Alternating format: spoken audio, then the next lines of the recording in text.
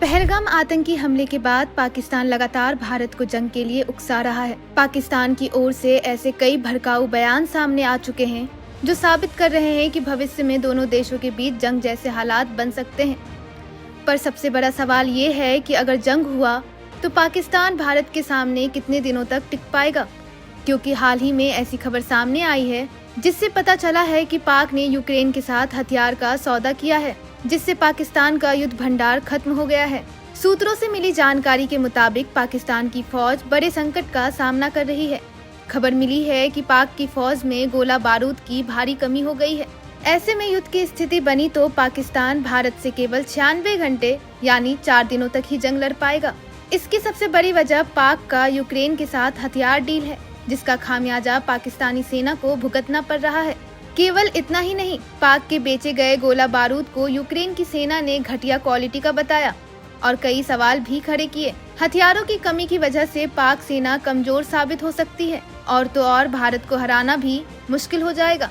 अप्रैल के महीने में सोशल मीडिया पर दावा भी किया जा रहा था कि पाकिस्तान ने अपने अहम 155 मिमी के गोले यूक्रेन भेज दिए हैं, जिससे उसकी अपनी सेना के पास गोला बारूद की भारी कमी हो गई है।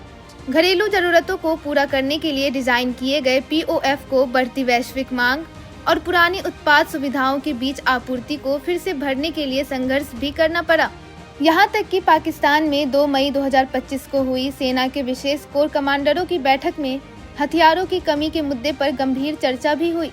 पूर्व सेना प्रमुख जनरल कमर जावेद बाजवा भी पहले कह चुके हैं कि पाकिस्तान के पास इतने संसाधन और गोला बारूद नहीं है कि वह भारत के साथ लंबे समय तक लड़ाई कर सके। सूत्रों के मुताबिक पाकिस्तान ने भारत पाक सीमा के पास नए गोला बारूद डिपो बनाए हैं ताकि जंग की स्थिति में तुरंत इस्तेमाल किया जा सके। वहीं एक्सपर्ट्स का मानना है कि यूक्रेन को गोला बारूद बेचकर पाकिस्तान ने अपने पैरों पर कुल्हाड़ी मार ली है। उसकी सेना अब खाली भंडार और कमजोर रक्षा के साथ खड़ी है। पाकिस्तान की आर्थिक स्थिति पहले से ही खराब है, जिस वजह से यह संकट और भी ज्यादा बड़ा हो गया है। महंगाई भी चरम पर है, कर्ज बढ़ता जा रहा है और विदेशी मुद्रा भंडार तेजी से घट रहा है। इन सब का असर पाक सेना पर भी पड़ा है।